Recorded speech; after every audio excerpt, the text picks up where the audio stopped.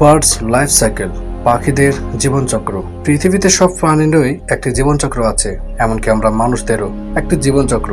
একটি জীবন্ত জিনিসের বিভিন্ন ধাপ, যেমন জন্ম, বৃদ্ধি এবং মৃত্যু পর্যন্ত একটি আকর্ষণীয় যাত্রা। এই ভিডিওটিতে পাখির জীবনচক্র সম্পর্কে সমস্ত তথ্য রয়েছে।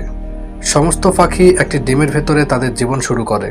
ডিম পাড়ার সংখ্যা এবং ডিমের আকার বিভিন্ন আকারের প্রজাতির উপর নির্ভর করে। কিছু পাখি আছে মাত্র একটি ডিম দেয়, আবার কিছু পাখি আছে যারা একাধিক ডিম দেয়। গ্রে ফার্টিস নামে একটা পাখি প্রায় 20টি ডিম দেয় বলে জানা যায়। একটি পাখি ডিম হিসেবে শুরু হয়। ডিম ফোটার জন্য প্রস্তুত হওয়ার আগে এটি উষ্ণ এবং অভিভাবকদের দ্বারা সুরক্ষিত থাকে। ডিমের ভেতরে একটি বাচ্চা পাখির সেল ফাটানোর জন্য একটি ডিমের দাঁত তৈরি করে। ডিম ফোটার ঠিক কয়েকদিন পর এটি পড়ে যায়। তার পিতামাতার দ্বারা ইনকিউবেটর হয় যতক্ষণ না ভেতরে ভ্রূণ বাচ্চা হওয়ার জন্য প্রস্তুত হয়।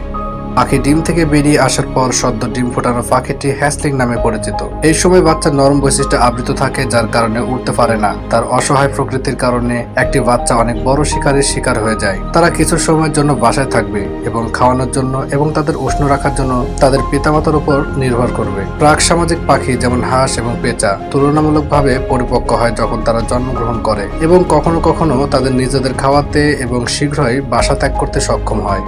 নেসলিংস হলো কিছুদিন বয়সী ছানা। এই পর্যায়ে এদের মধ্যে ওরা লক্ষণ দেখা দিতে পারে এবং তাদের চোখ ফুটতে পারে, কিন্তু তারপরও এরা বাসা ছাড়তে এখন পর্যন্ত অক্ষম। খাবার এবং উষ্ণতার জন্য এখনো তাদের পিতামাতার উপর নির্ভর করতে হয়। যেসব বাচ্চা উড়ন্ত পালক এবং ডানার পেশি তৈরি করেছে তাদের ফ্লেডলিং হিসেবে পরিচিত। এরা শুধুমাত্র স্বল্প দূরত্বের জন্য উড়তে সক্ষম। তারা নিজের বাইরে অন্বেষণ শুরু করবে, কিন্তু এখনো তাদের পিতামাতার তত্ত্বাবধানে থাকবে।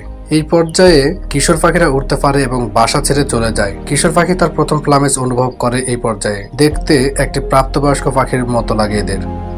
সাব এডাল্ট পাখিরা হলো তরুণ পাখি যা কিশোরদের চেয়ে বয়স্ক, কিন্তু এখনো প্রাপ্তবয়স্কদের প্লামেজ তৈরি করেনি এবং যৌন পরিপক্ক নয়। এই পর্যায়ে তরুণ পাখিরা এখনো পূর্ণাঙ্গভাবে বিকশিত হয় না, কারণ তাদের প্রাপ্তবয়স্ক পালক নেই। আবার পাখির প্রজাতির ধরনের উপর নির্ভর করে এটি পরিবর্তিত হয়। কিছু পাখি প্রজাতি এই পর্যায়ে যৌন পরিপক্ক হয়। ঘরের চড়ুই মাত্র কয়েক মাসের মধ্যে যৌন পরিপক্ক হয়ে উঠবে। প্রাপ্তবয়স্ক পাখির সুনির্দিষ্ট পালক রয়েছে এবং সে যৌনভাবে পরিপক্ক। এ পর্যায়ে পাখি সঙ্গম করতে এবং প্রজনন করতে সক্ষম হয়।